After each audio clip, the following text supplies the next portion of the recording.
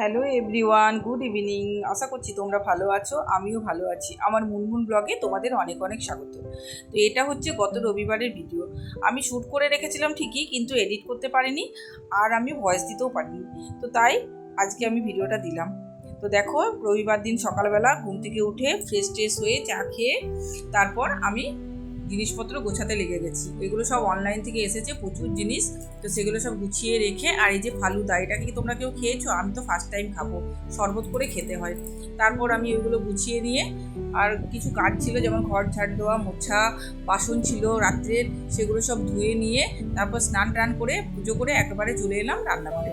তো দেখো, একটা ঝোল ভাত করবো, কারণ মনটা চিকেন চিকেন করছে আমার বরের আর মেয়ের। কিন্তু আমি আনতে দিইনি, কেন বলো তো? আমার অনেকগুলো মাছ ছিল, মাছগুলো নষ্ট হয়ে যাবে। তাই বললাম যে আজকে মাছ খেয়ে নাও, ডেলি তো চিকেন খাও, ডেলি বলতে কি সানডেতে তো চিকেনই খাও, তো আজকে মাছই খেয়ে নাও। তো দেখো, আমি মাছ দিয়ে ঝিঙে দিয়ে ঝোলটা করছি। ঝিঙে দিয়ে ঝোলটা খেতে না আমার খুব ভালো লাগে। তো ঝিঙেটা নরম, আর পটলের থেকেও আমার ঝিঙেটাই বেশি পছন্দ। তো ভালো করে ঝিঙে আর আলুটা ভালো করে ভেজে নিয়ে মশলাগুলো দিয়ে দেবো, যেমন হলুদ গুঁড়ো, টমেটো পেস্ট দেবো। এটা কিন্তু আমার কাঁচা টমেটোর পেস্ট, আমার শাশুড়ি মা আমাকে বানিয়ে দিয়েছিল বাড়িতে।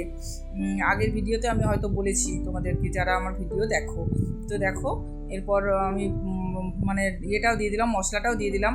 ওটাতে একটা টমেটো, আদা আর কাঁচা লঙ্কা আছে। বেশি মশলা দিই না, অল্প করেই দিই। তো জিরে ধনে সব দিয়ে দিলাম, আর একটু কালারের জন্য লঙ্কা গুঁড়ো দেবো। লঙ্কা গুঁড়োটা আমরা খুব একটা খাই না, তো একটু কালারের জন্য দিলাম। তো ভালো করে এবার কষিয়ে নেব, তারপর ঢাকা দিয়ে দেবো। একটু তেল ছেড়ে যাবে আর আলুটা সেদ্ধ হয়ে যাবে, তারপর জল দেবো। তো দেখো, ভালো করে কষিয়ে নিচ্ছি আমি, তারপর ঢাকাও দিয়ে দিলাম। আর এদিকে আমার ভাতটা হচ্ছে।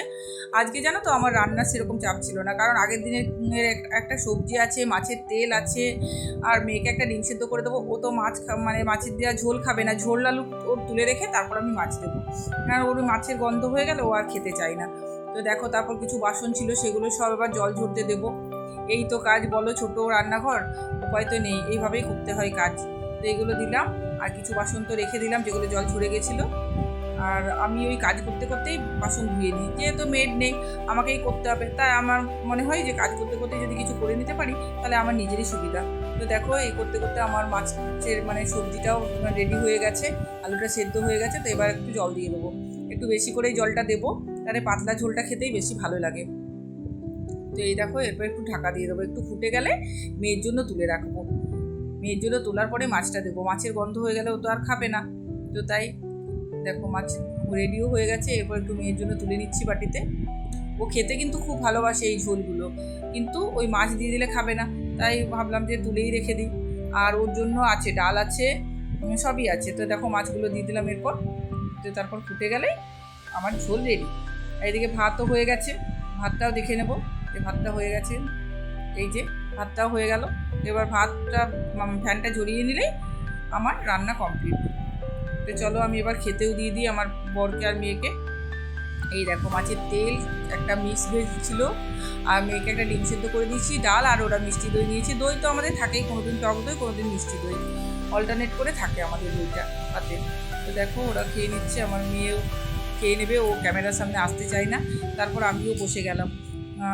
তো আমার তো মাছের তেল দিয়ে অর্ধেক ভাত খাওয়া হয়ে গেছে। মাছের তেল তো আমার ভীষণ পছন্দ, তো ওই দিয়ে আমি অর্ধেক ভাত খেয়ে নেবো। আর ঝোল আছে, আমার তো সবজির দরকারই হয়নি, তো আমি এই দিয়েই খেয়ে নেবো। তো দারুণ লাগছিলো, খাওয়াটা জমে গেছে। আমার মনে হয় মাংসের থেকেও ভালো খাওয়া হয়। ঠিক আছে বন্ধুরা, এই পর্যন্তই রাখছি। যদি ভালো লাগে লাইক, কমেন্ট, শেয়ার করো। বাই।